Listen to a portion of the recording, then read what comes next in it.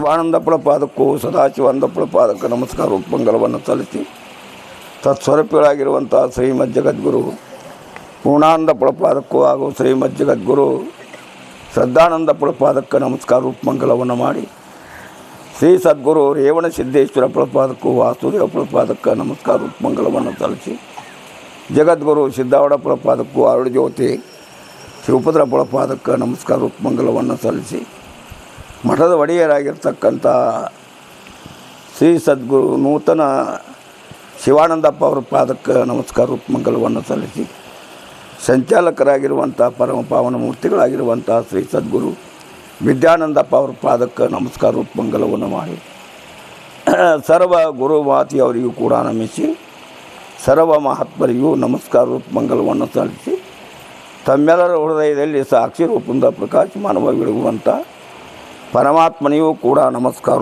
ಮಂಗಲವನ್ನು ಸಲ್ಲಿಸಿ ಗ್ರಾಮ ದೇವತೆಗೆ ನಮಸ್ಕಾರ ಮಂಗಲವನ್ನು ಮಾಡಿ ಇಲ್ಲಿವರೆಗೆ ಮಹಾತ್ಮರು ಭಾಳ ಸ್ವಾರಸ್ಯವಾದ ವಿಷಯವನ್ನು ಉಪದೇಶ ಮಾಡಿಕೊಂಡು ಬರುವಂಥವರಾದ ತಿಂಗಳ ಪರ್ಯಂತರವಾಗಿ ಇಲ್ಲಿ ಯಾವ ಸೋಮನಕೊಪ್ಪದಲ್ಲಿ ವಿಶ್ವಶಾಂತಿಗಾಗಿ ಈ ಕೋಟಿ ಜಪೇಜ್ಞೆ ಅನ್ನತಕ್ಕಂಥದ್ದು ಮಾಡುವಂಥವ್ರಾದರು ಎಷ್ಟೋ ಜನ ಏನಪ್ಪ ಅಂತೀರ ಭಾಳ ಭಕ್ತಿಯಿಂದ ಕರೆಸಿಕೊಳ್ಳದೆ ಏನು ಅಂತೀರ ತಾವ ಹೆಣ್ಮಕ್ಳು ಗಂಡು ಮಕ್ಕಳು ಸ್ನಾನ ಮಾಡಿಕೊಂಡು ಶುಚಿರ್ಭೂತರಾಗಿ ಪೂಜೆದ ಗಂಟು ತೊಗೊಂಡು ವಿಭೂತಿ ಹಚ್ಕೊಂಡು ಕುಂಕುಮ ಹಚ್ಕೊಂಡು ಬಂದು ಎಲ್ಲರೂ ಪ್ರೀತಿಯಿಂದ ಅಪ್ಕೊಳ್ಳುವಂಥ ಯಾವ ಶ್ರೀಮಠದಲ್ಲಿ ಈ ಯಾವ ಜಪ ಮಹಾಮಂತ್ರವನ್ನು ನುಡಿಯುವಂಥವರಾಗಿದ್ದರು ಅಂತ ನೀವೆಲ್ಲರೂ ಧನ್ಯರು.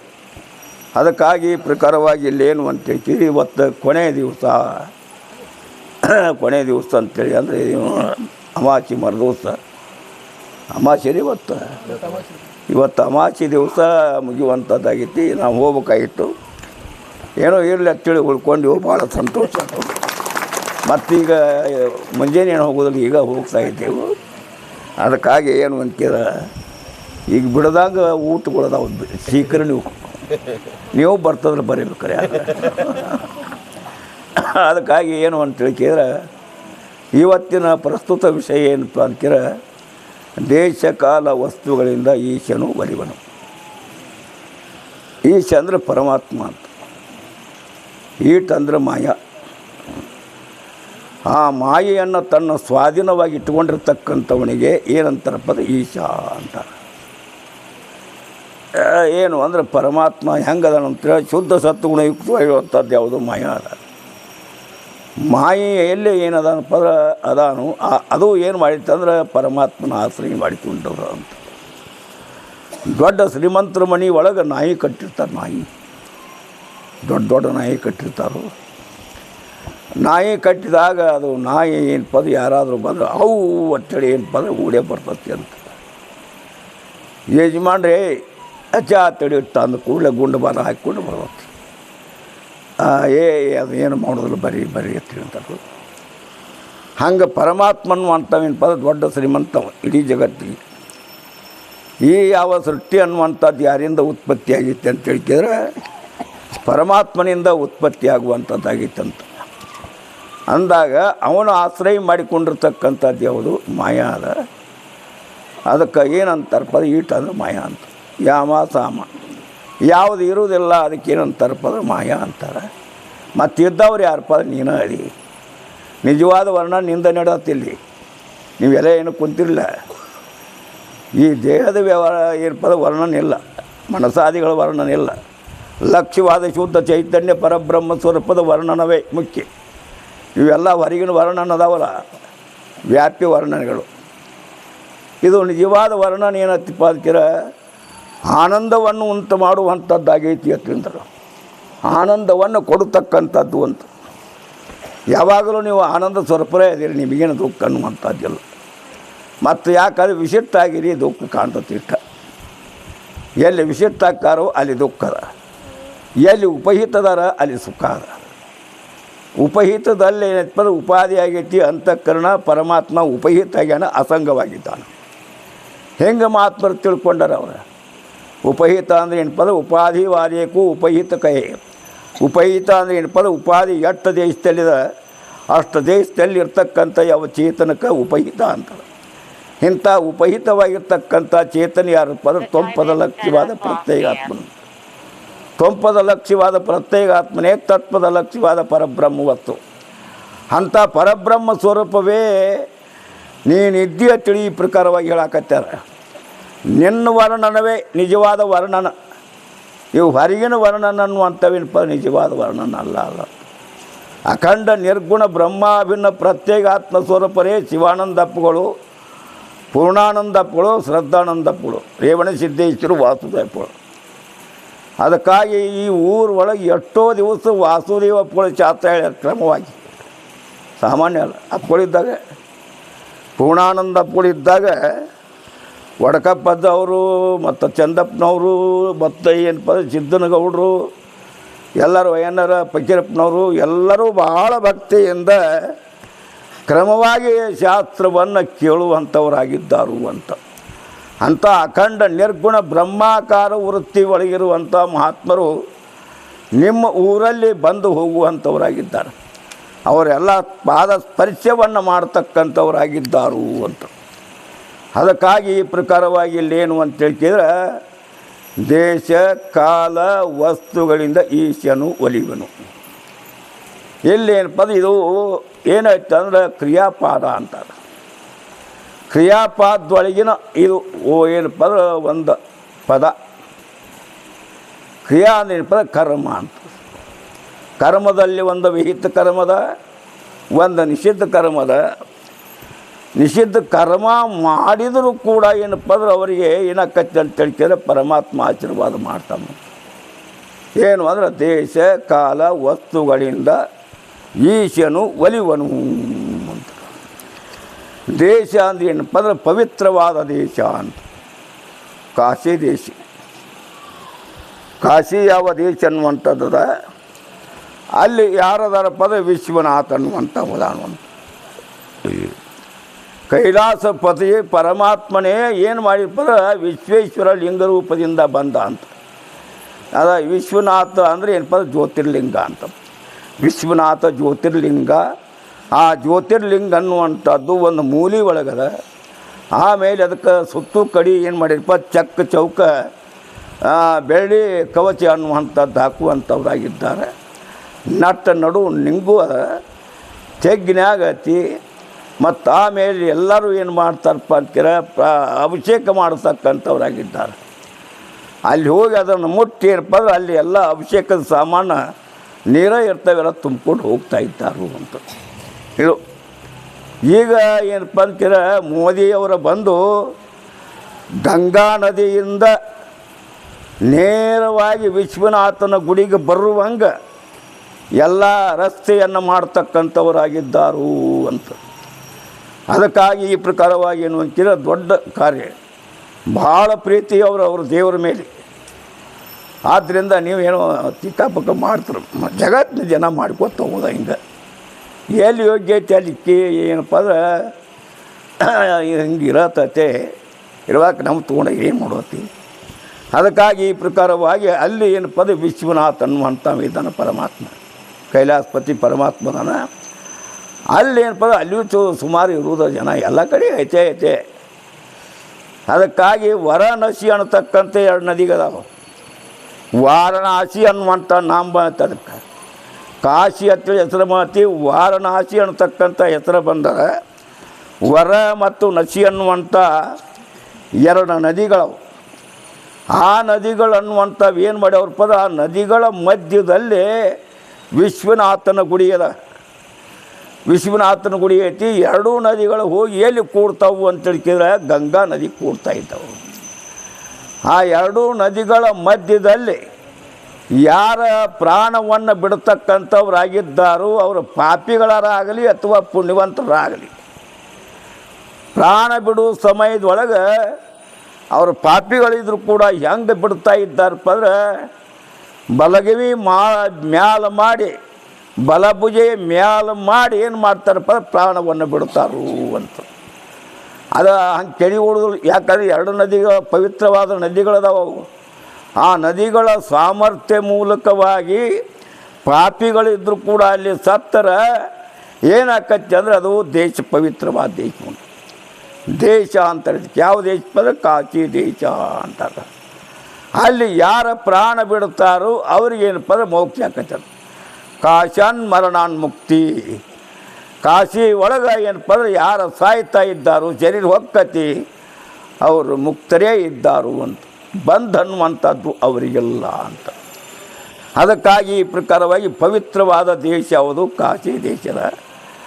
ಕಾಶಿ ದೇಶದಲ್ಲಿ ಅಕಸ್ಮಾತ್ ಒಬ್ಬ ಕಾಮುಕ ಮನುಷ್ಯ ಯಾವ ಸ್ತ್ರೀ ಲೋಲುಪ್ತನಾಗಿದ್ದ, ಪರಸ್ತ್ರೀ ಒಡನೆ ಕೂಡಿಕೊಂಡಿದ್ದ, ಅವ ಏನು ಮಾಡಿದಪ್ಪ, ಯಾವ ಹೆಣ್ಮಗಳ ಪತಿ ದಿವಸ ಅವ ಸರಿಯಾಗಿ ಮಾಡಿಕೊಂಡು ತಂದು ಏನು ಮಾಡವ ಅಂತೇಳಿ ಕೇಳಿದ್ರೆ ಒಂದು ದೊಡ್ಡದು ಹರಿವಿ ಅಂದರೆ ಏನಪ್ಪ ಅಂದ್ರೆ ಒಳಗೆ 2-3 ಮಂದಿ ಕುಂತರು ಕೂಡ ಅದೇನಪ್ಪ ಅಂದ್ರೆ ಏನೂ ಆಗೋದಿಲ್ಲ ಅಂಥ ಹರಿವಿ ತಂದು ಏನು ಮಾಡವಪ್ಪ, ಆ ಸೆರೆ ಹಾಕಿಡವ. ಅವಾಗ ಏನು ಅಂತೇಳಿ ಕೇಳಿದ್ರೆ ದಿವಸ ಹೆಣ್ಮಗಳು ಮಾರಾಕಿದನು ಸರಿ. ಯಾವಾಗಲೂ ಇರೋದೇ ಇದು. ರತ್ನದೊಳಗೆ ಇದೊಂದು ರತ್ನ, 14 ರತ್ನಗಳದಾವು. ಎಲ್ಲಿ? ಸಮುದ್ರದಾಗ 14 ರತ್ನಗಳದಾವು. ಆ ರತ್ನಗಳಲ್ಲಿ ಇದೊಂದು ಏನಪ್ಪ ಅಂದ್ರೆ ಸೂರ್ಯ ಅನ್ನುವಂಥದ್ದು ಒಂದು ರತ್ನ. ಇದು ಅದು ಏಟು ಬೇಕಾದ್ರೆ ತೊಗೊಂಡ್ರೆ ರತ್ನ, ಇಲ್ಲಕ್ಕಾದ್ರೆ ತೊಗೋಬಾರ್ದು. ತೊಗೊಂಡ ದಾರಿ ತುಂಬ ಗಟಾರದಾಗ ಹೋಗಿ ಬೀಳ್ತಾವೆ. ಅವಾಗ ಏನಾಯ್ತು ಅಂತೇಳಿ ಕೇಳಿದ್ರೆ ಅವ ವಿಟಪುರುಷ ಅನ್ನುವಂಥವ ಮನೆಗೆ ಮನೆ ಒಳಗೆ ಹೆಣ್ಮಗಳಿದ್ದು. ಅವ ಬಂದ ಕೂಡಲೇ ಈ ಕಡೆ ಗಂಡ ಸೆರೆ ತೊಗೊಂಡು ಬಂದ ಬಾಗಲ ಬಡ್ದ ಕೂಡಲೇ ಮತ್ತು ನಾ ಏನು ಎಲ್ಲಿ ಹೋಗಲಿ, ಇದೇನು ಸೆರೆದೇನು ದೊಡ್ಡದೊಂದಿದು ಬ್ಯಾರಲ್ ಐತಿ, ಆ ಬ್ಯಾರಲ್ಲಿ ಒಳಗೆ ಕುಂತು ಬಿಡ್ರಿ ಅಂತಲಕ್ಕೆ ಅಂತೇಳಿ ಅಂದ ಕೂಡಲೇ ಅದ್ರ ಒಳಗೆ ಹೋಗಿ ಕುಂತ ಕಾಣದಂಗೆ ಅದ್ರ ಮ್ಯಾಲೆ ತಂದು ಸೆರೆ ಸುರಿದು ಬಿಟ್ಟ. ಮುಂದೆ ಏನಾಯ್ತು ಅಂತೇಳಿ ಕೇಳಿದ್ರೆ ಪ್ರಾಣ ಹೋತು. ಅದಕ್ಕಾಗಿ ಸುರಾಭಾಂಡಲಿಂಗ ಅಂತೇಳಿ ಹೆಸರೈತಿ. ಅದು ಒಳಗತಿ ತೆಂಗಿನಾಗ ಸುರಾಭಾಂಡಲಿಂಗ ಅನ್ನುವಂಥದ್ದು ಹೆಸರು ಬಂತು. ಇಂಥ ಪಾಪಿ ಇದ್ದರೂ ಕೂಡ ದೇಶದ ಸಾಮರ್ಥ್ಯ ಮೂಲಕವಾಗಿ ಅವನು ಏನಾದಪ್ಪ ವಿಶ್ವನಾಥ್ ಅನ್ನುವಂಥವ ಅವನನ್ನು ಲಿಂಗವನ್ನು ಮಾಡಿಬಿಡ್ತಕ್ಕಂಥವನಾದ ಅಂತ. ಎಲ್ಲಂದರೆ ವರ ನಸಿ ಅನ್ನತಕ್ಕಂಥ 2 ನದಿಗಳ ಮಧ್ಯದಲ್ಲಿ ಸ್ವಲ್ಪ ಲಕ್ಷ ಒಟ್ಟು ಕೇಳಬೇಕಿದು. ಇದೊಂದು ಏನಪ್ಪ ದೇಶದಿಂದ ದೇಶ ಕಾಲ, ಇದು ದೇಶದ. ಈ ದೇಶ ಯಾವುದು? ಕಾಶಿ ದೇಶ ಅನ್ನತಕ್ಕಂಥದ್ದು. ಅಥವಾ ಈ ಸೋಮನ ಕೊಪ್ಪದ ಯಾವ ಪೂರ್ಣಾನಪ್ಪಳ ಒಂದು ಸ್ಥಾನದ ಇದಕ್ಕೆ ದೇಶ ಅಂತಾರೆ. ಈ ದೇಶಕ್ಕೆಲ್ಲರೂ ಬರ್ತಾ ಇದ್ದರು ಅಂತ. ಅದಕ್ಕಾಗಿ ದೇಶದಲ್ಲಿ ಯಾವ ಪಾಪಿ ಅನ್ನುವಂಥವನು ಕೂಡ ಏನಾದಪ್ಪ ಅಂದ್ರೆ ಲಿಂಗ ಪರಮಾತ್ಮನ ಸ್ವರೂಪ ಆದ ಅಂತ. ಆಮೇಲೆ ಕಾಲ ಅಂದರೆ ಏನಪ್ಪ ಅಂದ್ರೆ ಶಿವರಾತ್ರಿ ಕಾಲ ಪದಕರ್ತೇನು ಶಿವರಾತ್ರಿ. ರಾತ್ರಿಯೊಳು ಶಿವರಾತ್ರಿ ಒಳಗೆ ಎಲ್ಲ ಊರಿನ ಸರ್ವ ತಾಯಿಗಳು ತಂದೆಗಳು ಏನು ಮಾಡ್ತಾರಪ್ಪ ಅಂದ್ರೆ ಲಿಂಗ ಪೂಜೆ ಮಾಡ್ತಾಯಿದ್ದಾರೆ. ಎಲ್ಲಿ ಲಿಂಗಗಳಿರ್ತಾವೆ ಅಲ್ಲಿ ಹೋಗಿ ಎಲ್ಲ ಷೋಡಶೋಪಚಾರ ಮೂಲಕವಾಗಿ ಸಾಮಾನುಗಳನ್ನು ತೆಗೆದುಕೊಂಡು ಗಂಡ ಹೆಂಡತಿ ಮತ್ತು ಸ್ವಾಮಿಗಳನ್ನ ಕರ್ಕೊಂಡು ಅವ್ರ ಕಡಿದ ಅಭಿಷೇಕ ಮಾಡಿಸಿ ಮತ್ತು ಅವೆಲ್ಲ ಪೂಜೆ ಮಾಡಿ ಅವ್ರ ಪಾದ ಪೂಜೆ ಮಾಡಿಕೊಂಡು ಅವ್ರಿಗೆ ಏನಪ್ಪ ಎಲ್ಲ ಮೈ ತುಂಬ ಪಾದ ಹತ್ಕೊಂಡು ಪ್ರಸಾದವನ್ನು ಮಾಡಿಸುವಂಥವ್ರಾಗಿದ್ದವು. ಆ ಯಾವ ದೇವಾಲಯ ಎಲ್ಲಿತ್ತಪ್ಪ ಅಂತ ಕೇಳಿದ್ರೆ ಒಂದು ಊರು ಹೊರಗೆ ಒಂದು ಗುಡ್ಡ ಸಣ್ಣ ಮಡ್ಡಿ. ಆ ಮಡ್ಡಿ ಒಳಗೆ ಏನಿತ್ತಪ್ಪ ಅಂತೇಳಿ ಕೇಳಿದ್ರೆ ಈಶ್ವರ ಲಿಂಗು ಇತ್ತು. ಅದು ಸುತ್ತು ಕಡೆ ಏನಿತ್ತು ಅಂತೇಳಿ ಕೇಳಿದ್ರೆ ಇದು ಅದಕ್ಕೆ ಏನಂತಾರೆ ಈಗ ಕಟ್ಟಿರಲ್ಲ ಅಪ್ಪಗಳು ಇದಕ್ಕೆ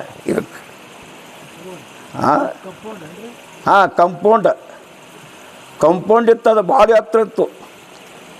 ಅಲ್ಲಿ ಏನು ಅಂತೇಳಿ ಕೇಳಿದ್ರೆ ಹೂವಿನ ಗಿಡಗಳಿದ್ದು, ನಾನಾ ಥರದ ಹೂವಿನ ಗಿಡಗಳು, ಪತ್ರಿ ಗಿಡನೂ ಇತ್ತು. ಅವಾಗ ಆಕೆ ಏನು ಅಂದರೆ ಭಾಳ ನೀಚ ಮನುಷ್ಯ, ವ್ಯಭಿಚಾರಿ. ತನ್ನ ಹೊಟ್ಟೆಲೆ ಹುಟ್ಟಿದ ಮಕ್ಕಳನ್ನು ಏನಪ್ಪ ಅಂದ್ರೆ ಮೋಹಿತರಾಗಿ ಕೆಡಿಸಿಬಿಟ್ಟ ಅಂತ. ಅವರೆಲ್ಲರೂ ಏನು ಹೇಳಿದರು? ಹೋಗಿ ಯಾಕೆ ಕುಂತಿ ಇಲ್ಲಿ, ಹೋಗಿ ಯಾವ ತೆರೆ ಒಳಗೆ ಮುಡಿ ಒಳಗೆ ಇಟ್ಕೊಳಕ್ಕೆ ಹೂವು ತೆಗೆದುಕೊಂಡವ ತರ್ಲಿಕ್ಕಂದು ನಿನ್ನ ಬಡಿತು ಅಂತೇಳಿ ಹೇಳಿಬಿಟ್ಟು 4-5 ಮಂದಿ. ಆವಾಗ ಅವ್ರು ಏನು ಮಾಡಿದಪ್ಪ ಅಂದ್ರೆ ಹೂವು ತರಕ್ಕೆ ಹೋದ. ಅಲ್ಲಿ ಏನು ಅಂದರೆ ಜನ ಭಾಳ ಇರೋದು, ಪೂಜಾ ಕಾಲ ಯಾವುದು, ಶಿವರಾತ್ರಿ ಕಾಲ, ಪವಿತ್ರವಾದ ಕಾಲ ನೋಡ್ರಿ ಅದು. ಅವೆಲ್ಲ ಪಾಪಿ ಅದನ್ನು ಕಾಲ ಅಂಥದ್ದೈತಿ. ಆ ಪಾಪವನ್ನು ನಿವೃತ್ತಿ ಮಾಡುವಂಥ ಯಾವ ಶಕ್ತಿ ಐತೆ ಅಲ್ಲಿ. ಅದಕ್ಕಾಗಿ ಈ ಪ್ರಕಾರವಾಗಿ ಏನು ಮಾಡಿದರು ಅಂತ ಕೇಳಿದ್ರೆ, ಆ ಯಾವ ಕಾಲದಲ್ಲಿ ಹೋಗಿ ಕುಂತು ಮ್ಯಾಲೆ ಕುಂತ್ಕೊಂಡು ಅದು ಪತ್ರಿ ಇಡ ಅನ್ನೋದು ಗೊತ್ತಿಲ್ಲ ಅವನಿಗೆ. ಆ ಪತ್ರಿ ಏನು ಮಾಡಿದಪ್ಪ ಅಂದ್ರೆ ಹರದ ಆ ಲಿಂಗದ ಮ್ಯಾಲೆ ಒಗಿತಿದ್ದವು. ಈಗ ಪತ್ರಿ ಇಡ ಆಯ್ತಲ್ಲ, ಎಲ್ಲ ಪತ್ರಿ ಹರಿತಾರೆ, ಈಗ ಹೋಗ್ತಾರೆ, ಟೊಂಗಿನ ಮುರಿತಾರೆ ಅವ್ರನ್ನ. ಟೊಂಗಿ ಈಗ ನಡೆದ ತಿಂಗಳ ದಿವಸ ಟೊಂಗಿ ಮುರಿಬಾರ್ದು. 3 ದಳ ಇರ್ತಾವೆ, ಬೇಕಾದಷ್ಟು ಕಷ್ಟ ಆದರೂ ಕೂಡ ಆ ದಳಗಳನ್ನು ಹರ್ಕೊಂಡು ತಂದ ದೇವರಿಗೆ ಗೆಲ್ಲಿಸ್ಬೇಕು. ಅದು ಹಿಂಸೆ ಆಕತಿ. ಯಾವುದೋ ಏನು ನೀವು ವಾಲಿ ಮುರಿತೀರಿ, ಹಿಂಸೆ ಆತದು. ಅಕಸ್ಮಾತ್ ನಿಮ್ಮ ಬಳ ಮುರ್ಕೊಂಡ್ರೆ ಏನಾಕತಿ ನಿಮ್ಗೆ? ಯಾವಾರ ಬಳ ಮುರ್ಕೊಂಡಪ್ಪ ಅದೆಲ್ಲ ಒಣಗಿ ಹೋಗ್ತೈತೆ ಅದು ಗಿಡ. ಹಂಗೆ ಮಾಡಬಾರ್ದು ಅಂತ. ಏನೋ ಅಪೋಳ ಅನುಗ್ರಹ ಮೂಲಕವಾಗಿ ಗಿಡ ದೊಡ್ಡದಾಗಿ ಕುಂತಿದ್ವು. ಸಾಮಾನ್ಯ ಅಲ್ಲಿದು ಭಾಳ ಪವಿತ್ರವಾಗಿರ್ತಕ್ಕಂಥ ಗಿಡ. ಯಾಕಂದ್ರೆ ಅಪ್ಪುಗಳ ಪಾದ ಸ್ಪರ್ಶಿ ಮಾಡಿರ್ತಕ್ಕಂಥ ಯಾವ ಪತ್ರಿ ಗಿಡ ಮೊದಲು ಇಲ್ಲಿಗೆ ತೇರು ಬಂದು ಹೋಗ್ತಿತ್ತು. ಮೊದಲೇ ತೇರ ಇಲ್ಲೇ ಏನು ಅಂತೇಳಿ ಬಂದು ಹೋಗ್ತಾ ಇತ್ತು. ಆ ಮೂಲ್ಯಾಗ ಎಲ್ಲರೂ ಏನು ಮಾಡ್ತಿದ್ರಪ್ಪ ಅಂದ್ರೆ ತೇರು ಗಾಲಿ ಹಿಡಿದು ಮುಂದಕ್ಕೆ ನೋಯಿಸ್ತಿದ್ರು ಅಂತ. ಇಷ್ಟು ಇಲ್ಲೇನಪ್ಪ ಅಂದ್ರೆ ಇತ್ತು. ಹಂಗೆ ಅಲ್ಲೇನು ಅಂದ್ರೆ ಆ ಕಾಲದಲ್ಲಿ ಅವು ಏನು ಮಾಡಿದ ಅಂತೇಳಿ ಕೇಳಿದ್ರೆ, ಆ ಪತ್ರಿ ಹರಿಹರ ಲಿಂಗದ ಮೇಲೆ ಒಗಿತಾ ಇದ್ದ. ಮುಂದೆ ಏನಾಯ್ತು ಅಂತೇಳಿ ಕೇಳಿದ್ರೆ, ಯಾರೋ ಬಂದು ಬಡಿದ್ರು, ಬಿದ್ದ ಕೂಡಲೇ ಹೋಗಿ ಆ ಲಿಂಗದ ಮೇಲೆ ಬಿದ್ದವು. ಆವಾಗ ಪರಮಾತ್ಮ ನೀನು ಏನು ಮಾಡಿಪ್ಪ ಅಂತೀರ, ಬೆಳತನ ನನಗೆ ನೀನು ಈ ಬಿಲ್ಲು ಪತ್ರಿಯನ್ನು ಹರಿದು ಏರಿಸಿ ಅಂದಾಗ ನಿನ್ನಂಥ ಪುಣ್ಯವಂತರು ಯಾರು ಇಲ್ಲ ಅಂತ ತಿಳ್ಕೊಂಡು ಅವನಿಗೆ ನಿಜವಾದ ಮೋಕ್ಷವನ್ನು ಕೊಡತಕ್ಕಂಥವನಾದ ಅಂತ. ಕಾಲದಿಂದ ಉದ್ಧಾರ, ಆಮೇಲೆ ವಸ್ತುವಿನಿಂದ ಉದ್ಧಾರ. ವಸ್ತು ಅಂದರೆ ಏನಪ್ಪ, ವಿಭೂತಿ. ವಿಭೂತಿ ಅಂದರೆ ಭಸ್ಮ ಅಂತ. ಈ ಭಸ್ಮ ಏನು ಮಾಡ್ತತಿ, ಎಲ್ಲ ಈ ಪಾಪವನ್ನು ಸುಟ್ಟ ಬೂದಿ ಮಾಡುವಂಥದ್ದಾಗೈತಿ. ಎಲ್ಲರೂ ಹಣಿಗೆ ಹಸೋಬೇಕು. ಈಗ ಅಪ್ಪಗಳು ಕಡಿದು ನಾವು ಉಪದೇಶ ತಗೋತೀವಿ ಅಂದಾಗ ಅಪ್ಪಗಳು ಏನು ಮಾಡ್ತಾರಪ್ಪ, ಮಂತ್ರ ಹೇಳ್ತಾರೆ. ಮೊದಲ ಸ್ನಾನ ಮಾಡಿಕೊಂಡು ಬರೋದು, ಮಡಿ ಬಟ್ಟೆ ಉಟ್ಕೊಂಡು ಕೈಯಾಗ ನೀರು ಹಿಡ್ಕೊಂಡು ಓಂ ನಮಃ ಶಿವಾಯ ಅನ್ಕೊಂತ ದೇವರ ಮನೆಗೆ ಬರೋದು. ಅಲ್ಲಿ ಬೆಳೆಯೋದು ಒಂದು ಕಂಬಳಿ ಆಗಲಿ ಅಥವಾ ಬೆಳೆಯೋದು ಒಂದು ವಸ್ತ್ರ ಆಗಲಿ ಹಾಸಬೇಕು. ಬೆಳೆಯೋದು ಹಾಸಿದ್ರೆ ಸಾತ್ವಿಕ ಆತು, ಏನಾಕತ್ಪ ಅಲ್ಲಿ ಪಾಪ ಆಗಂಗಿಲ್ಲ. ಕೆಂಪು ಹಾಸಬಾರ್ದು, ಕರೆದು ಹಾಸಬಾರ್ದು. ನಿಮ್ಮ ಸಂಸಾರದಾಗ ಏನಾದರೂ ಮಾಡಬೇಕಾದ್ರೆ ಕರೆ ಕಂಬಳಿ ಮಡಿಚಿ ಹಾಕಿಬಿಡ್ತೀರಿ ನೀವು.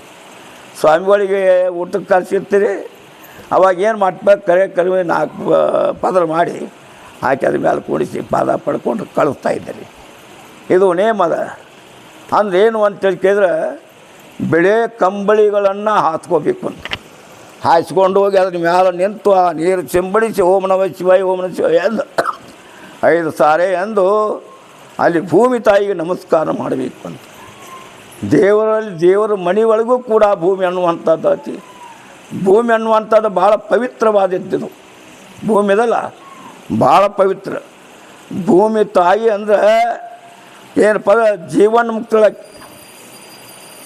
ಅಂದಲ್ಲೇ ನಾವೇನು ಎಷ್ಟು ಪಾಪ ಮಾಡಿದರೂ ಕೂಡ ಸಹನ ಮಾಡಿಕೊಂಡಾಳು ಜಗನ್ಮಾತೆ. ಎಷ್ಟು ಪಾಪ ಮಾಡ್ತೀವಿ ನಾವು ಭೂಮಿ ಮೇಲೆ, ಏನು ಏಟು ಎಲ್ಲ ಪಾಪ ಮಾಡ್ತೀವಿ.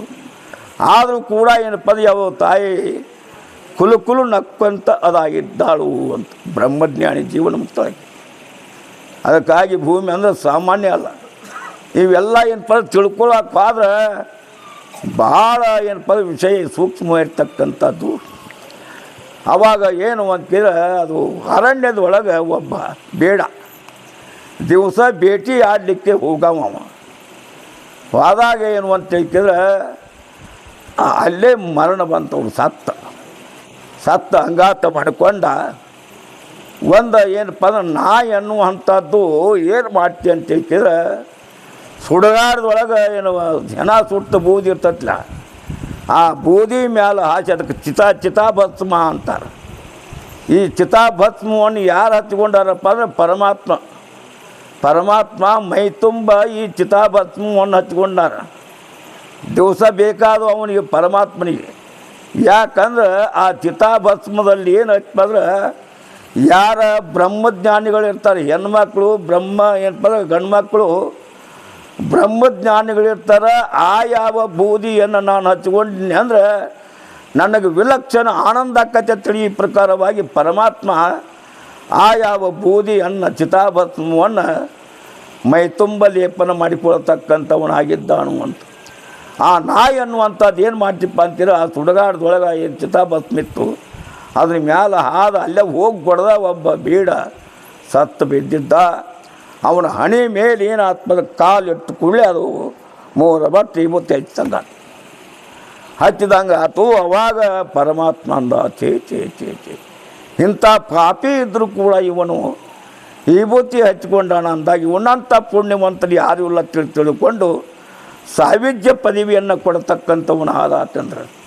ಅದಕ್ಕಾಗಿ ಇಂಥ ಯಾವ ದಿವ್ಯ ಸ್ಥಿತಿ ಎನ್ನುವಂಥದ್ದು ದೇಶದಿಂದ, ಕಾಲದಿಂದ, ವಸ್ತುವಿನಿಂದ ಇವರು 3 ಮಂದಿ ಪಾಪಿಗಳ ದೇಶದ ಮೂಲಕವಾಗಿ, ಕಾಲದ ಮೂಲಕವಾಗಿ, ವಸ್ತುವಿನ ಮೂಲಕವಾಗಿ ಏನಾದ ಪಾಪಿಗಳಿದ್ದರೂ ಕೂಡ ಅವರು ಪರಮಾತ್ಮನ ಸ್ವರೂಪವನ್ನು ಕಾಣುವಂಥವರಾದರು ಅಂತ.